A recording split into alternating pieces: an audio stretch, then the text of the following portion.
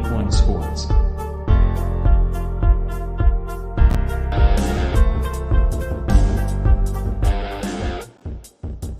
Good morning and happy Saturday. Welcome to the Leadoff on the Peak One Sports Network.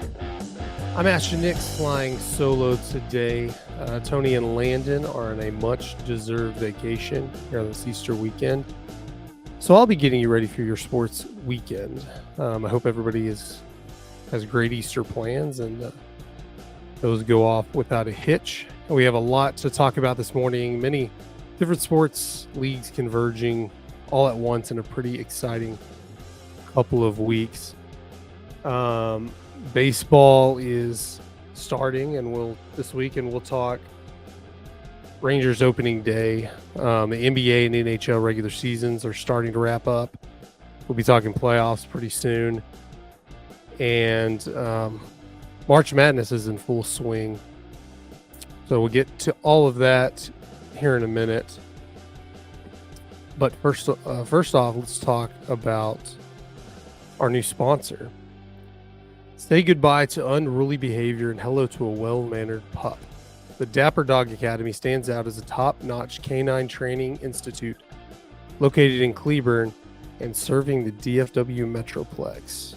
Owner and trainer Korri Bennett has nearly 10 years experience helping your canine companions become the best version of themselves with personalized training programs tailored to suit your pups' unique personalities and needs. Korri is committed to helping your pet reach their full potential. Contact Korri and the Dapper Dog Academy on Facebook or call and schedule a consultation today.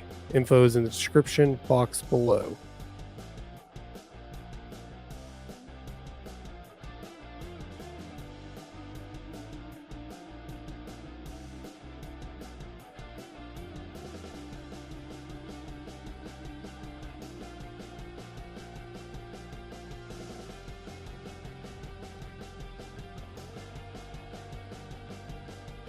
This episode is also brought to you by Betalytics.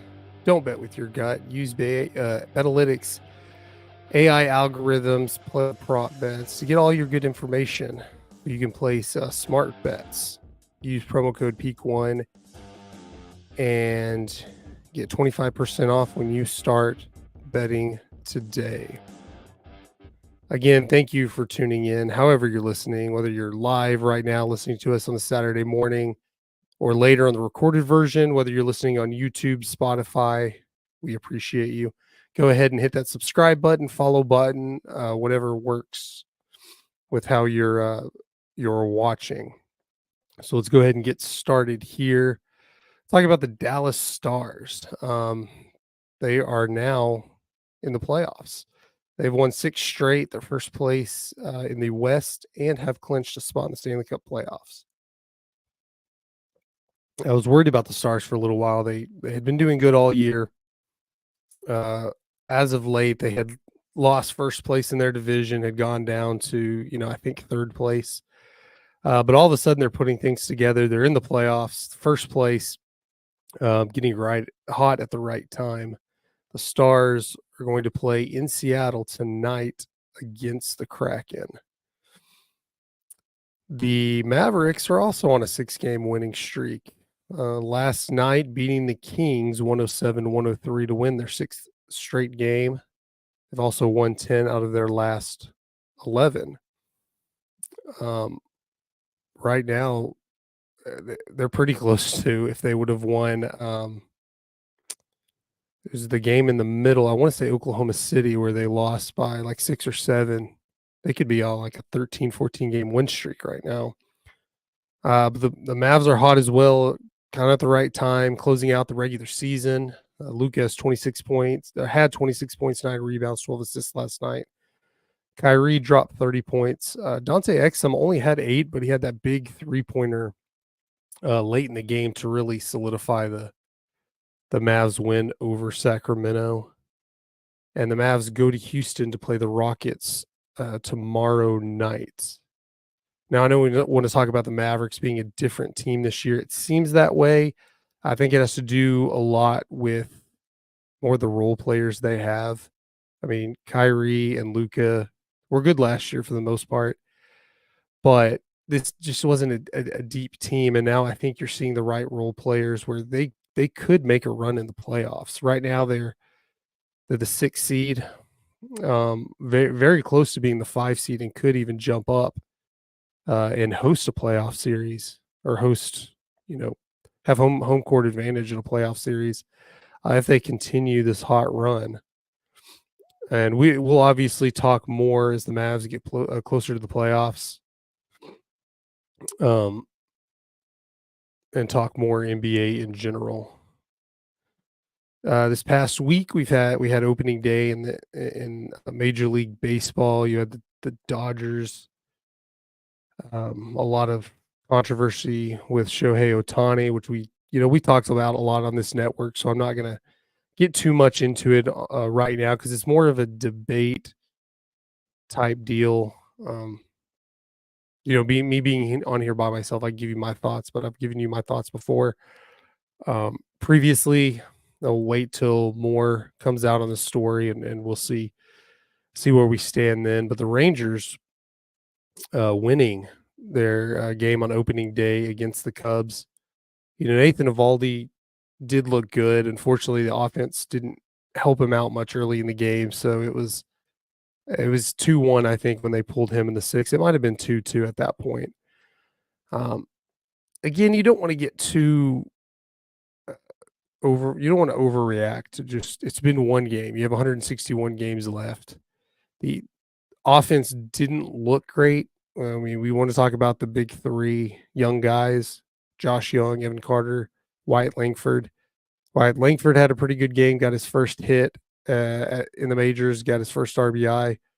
That trio combined to go 2 for 9. So again, you don't want to overreact, but you would like a little more, and hopefully we'll see that.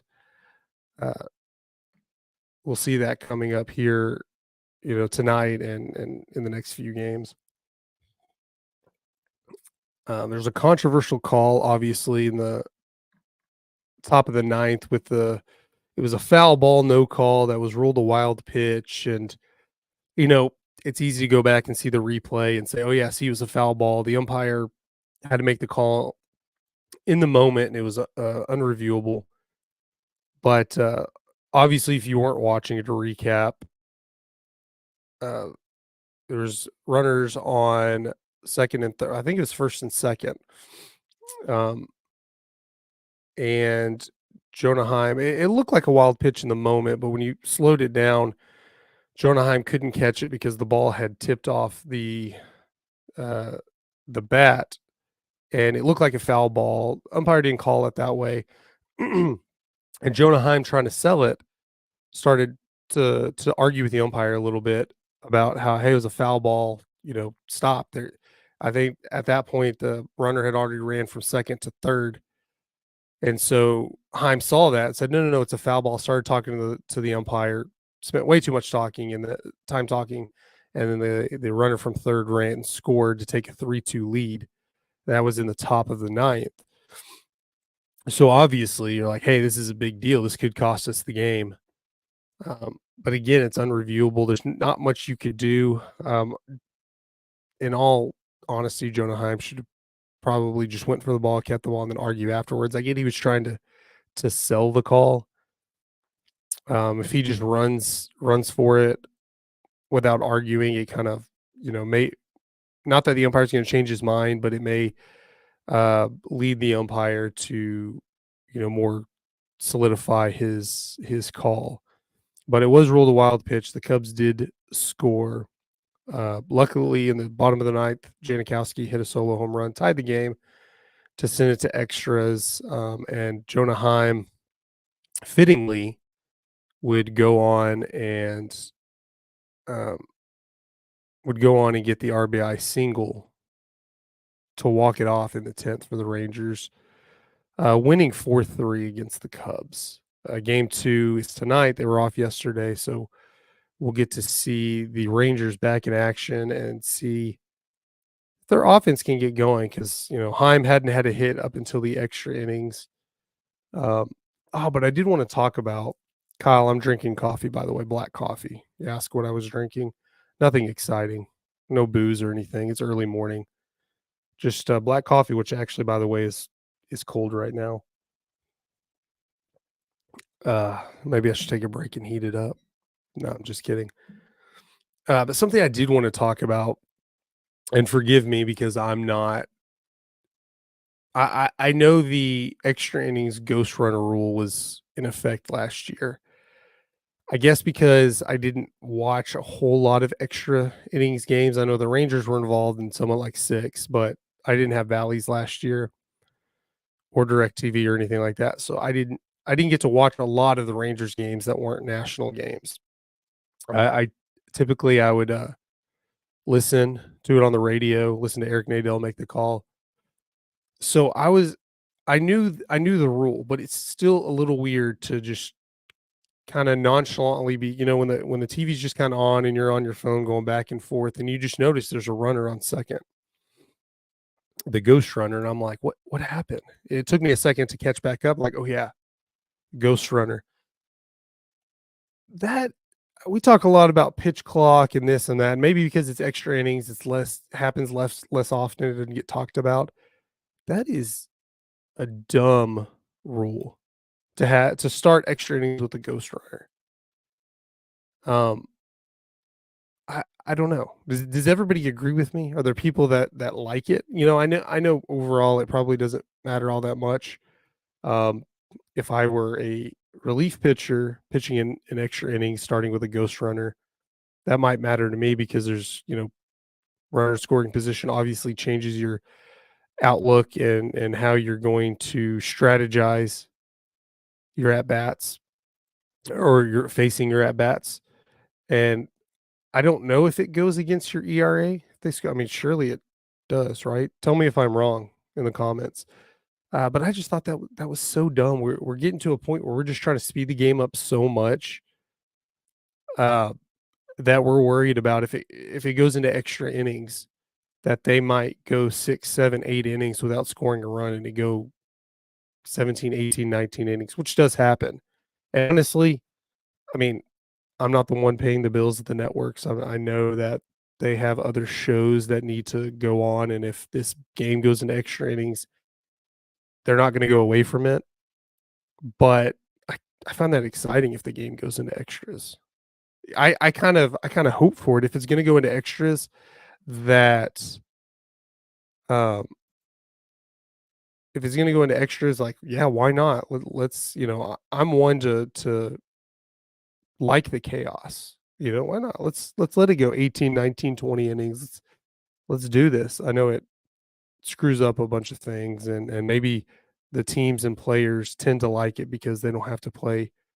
Yeah, I guess there's less of a chance that they're gonna play. You're gonna increase your scoring chances with a guy obviously in scoring positions, but I don't know. I was taken aback from it. That may have been the first extra innings game that I've watched since the new rule came into play because I don't I mean, it took me a second to remember the ghost run rule. But anyways, game 2 tonight, we'll get into all of that. Make sure, like I said, subscribe. We have a lot of great shows here on Peak One Sports Network. We have some cool themed watch party style live streams that we do. We just did the TCU Utah State March Madness game last week. Looking to do some more. We could do more Mav stuff, things like that.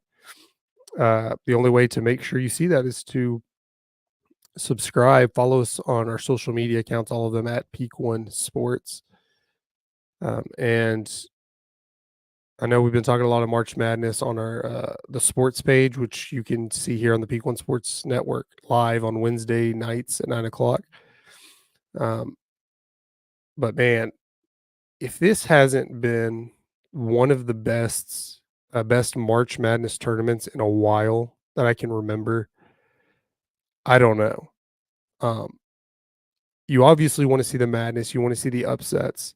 I'm a big proponent of people like to watch the Cinderella stories to an extent. Like you don't want Kentucky and George Mason or North Carolina and Loyola in the championship game for Kentucky or North Carolina to blow them out by 30. I think for the most part, I mean, Obviously, if you're a Loyola fan or George Mason fan or Wichita State or, insert your Cinderella story, you may feel different, but I think we like it. But now to this point, we're getting the Elite Eight, the Final Four, that we want to see some really good basketball. And man, have we. Um, you've seen a few upsets last night. Obviously, Duke over Houston. Houston, number one seed dropping. They were the second one to drop. Duke beats Houston 54-51. Houston started off on an 8-0 run at the beginning of the game. Jamal Shed injured his ankle, and it seemed at that point the momentum began to shift Duke's way. It was still a really close game. Duke would kind of pull away. Houston would come back. But in the end, they won in a very exciting game, 3-point game. You had Clemson upset Arizona. Alabama upsets North Carolina. That was a big one. I did not have Alabama going deep into this tournament. I thought North Carolina might have been higher, maybe overranked for their position. They had a good season. Maybe that's the Duke fan and me being biased. I'm not sure. I had them losing in the Elite Eight, but in my bracket, which let's talk a bracket here. Let's talk brackets here in a second. I'm glad Duke won because I'm a Duke fan again, but if my bracket wasn't busted before, I know we talked about in a different show what does it mean for your bracket to be busted? I had up in going into last night, I had 3 of my 4 final 4 teams still in. Well, Houston was my championship team, so I'm done. I think I was in 6th place in our bracket of in our peak 1 bracket. I want to say like 20 or 30 people. But yeah, it's busted now. My champion's out. After Houston went down, North Carolina went down. NC State upsets Marquette. Another big upset. The one we're not surprised about, UConn continues to dominate. Uh, I know UConn was pretty much the favorite already to win the whole thing, and that really just solidifies it a little more, in my opinion, that UConn is the dominant team, the superior team in this tournament, and it's going to be tough to take them down. We have Tennessee beating Creighton 82-75. That was I mean, not that 7 points is a blowout or anything, but that was a really close game most of the way. Switching back between Duke, Houston, and Tennessee Creighton last night, it was a really good game. Go through it. Illinois won. So let's look at the matchups you have today going into the Elite Eight. First game is Illinois versus UConn. Illinois had a good run. I mean, they're not a Cinderella team or anything. They're a highly ranked team, but I think UConn's going to take this one. I don't see Illinois putting up much of a fight. I hope this is a really good game. And since my bracket's busted anyways, I'm not necessarily going to cheer for UConn in this one. I just want good basketball. And I think Illinois can give you that if they continue to move on in this tournament. But I'll take UConn over that. Interesting matchup after that tonight. It's Alabama versus Clemson. Two really good teams, don't get me wrong. 2 talented teams, but it seems more like a football matchup, right? That's a big football rivalry with a couple of national championship matchups and college football playoff semifinal matchups. But Alabama versus Clemson, I'll admit I have not watched outside of the tournament. I don't think I've seen either of these teams play this year. Again, outside of the tournament. Now, whether I've been able to watch them or not, I don't know, because these 2 teams aren't big basketball schools. So I don't know how many primetime national games they had on their schedule.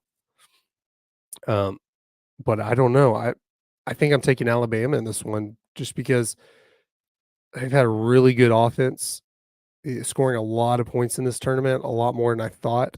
And after you take down North Carolina, I don't know. You might be able to go. You might be able to go the distance. But give me Alabama going to the Final Four. And then tomorrow it gets, I think you have your better matchups to me. we start off with Tennessee and Purdue, which looks to be like a really good game. Obviously, number one, number two, and this if you put your bracket by higher seeds going to win, this is what was more expected. Zach Edey's looking to send the Boilermakers to the Final Four for the first time since 1980. The Volunteers, on the other hand, this is their first time in the Elite Eight since 2010. It's really just their second time ever in the Elite Eight. And they're hoping, and this is a surprise to me. I did not know this. I thought Tennessee was, I know on the women's side is a huge basketball program. But I thought I could have sworn the men's have had pretty good success in the tournament. But Tennessee has never been to the Final Four, the men's basketball side anyway. So they're looking to upset Purdue and make it to the Final Four for the first time in program history. Sorry, that's the curse of having an Apple Watch. I have to have it on. It's just going to alert me every time. And you always think it's a big emergency. Like if I don't look, it's going to be the one time something bad happened.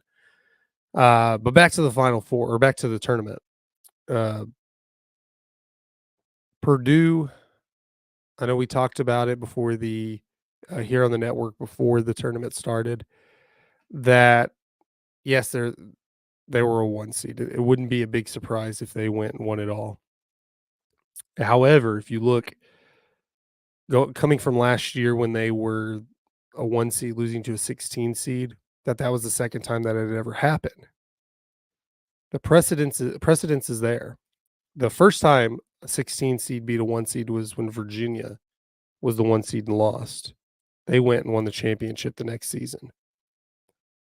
So the second time it happens, now Purdue's a 1 seed again. And it looks like up until a potential matchup with UConn in the championship, that Purdue has an open space to win. I mean, right now forgive me if I'm wrong. I don't have the bracket in front of me. This is all by memory. If Purdue wins, they will play the winner of NC State and Duke, which we'll get to that matchup in a second. You would assume Purdue would be favored of that outside of any injury or something happening like that. Duke or NC State in the Final Four, and then they win, they would play Alabama, Clemson, Illinois, or UConn, which I think the consensus right now is UConn's going to make it to the championship game. It'd be a pretty big upset if they didn't. So Purdue has a pretty good chance at going from number one, getting upset by 16, to championship in one season. And the other matchup on Sunday, not quite Sunday night, I guess it depends where you are. Here in the Central Time Zone, it's like 4:30 is when they tip off. But NC State and Duke, NC State's kind of making a run. I don't know at what point you call them a Cinderella story. I mean, they're an 11 seed. It's a pretty good deal. But NC State's a good team. I mean, they play in the ACC. It's not like an Atlantic 10 or a WAC team making it to the Elite Eight. But NC State and Duke is going to be a good matchup from the ACC tournament when NC State upset Duke in the quarterfinals. This is a big surprise. I don't know that NC State wasn't going to get in the tournament before that if they would have lost to Duke. Because, like I said, they're an 11 seed. I don't know that would have dropped them out, but it would have definitely put them further down where they would have had a much harder time getting to the Elite Eight. But Duke is looking for revenge and to end NC State's Cinderella run. Again, if you want to call it that, they're an 11 seed. And it would be this is NC State's first Elite Eight run since 1986. And the Wolfpack have also not been to the Final Four since their Miracle Championship run in 1983. So a lot going on with this matchup, a lot to play for. Duke, on the other hand, this is John Shire's second year as a head coach, taking over for Coach K. Big shoes to fill. I know last year They lost to Tennessee in the second round. So this is his first was his first Sweet 16 run, now Elite 8. Um, I know Duke made it to the Final Four a few years ago, or a couple of years ago in Coach K's last year, losing to North Carolina in the semifinals. So right now it looks like obviously Duke's going to be favored in this game, um, but NC State just beat them in the ACC tournament. So I think it's going to be a really good game. Duke should take care of business. They're the higher ranked team, and they're playing really good basketball right now. And they look to be on a collision course with Purdue if both teams win and they make it to the Final Four. But that's what I have. You know, I'll take Duke and Purdue making. Let's see, that'll make my updated Final Four now. Where am I at? Let me go back. I want to make sure I get the right, because I know you commenters are going to get in there and say that's not what I said. I have Purdue beating Tennessee, Duke beating NC State. I have Alabama beating Clemson and UConn beating Illinois. So UConn, Alabama, Purdue, and Duke. I believe those are the matchups. It'd be UConn, Alabama, and Purdue and Duke. Again, I don't have the bracket right in front of me. That's just what I'm guessing. So for that reason, I'm not going to go on to who I think is going to win after that. Let's save that. I guess for the sports page on Wednesday, if y'all want to tune into that Wednesday night, 9:00 Central Time, we're definitely going to talk about what then would be the Final Four would be set of that time. Oh man, but guys, thank you for tuning into this episode of the Leadoff. Appreciate it. Appreciate the comments. Like, hopefully you subscribe to more of our content.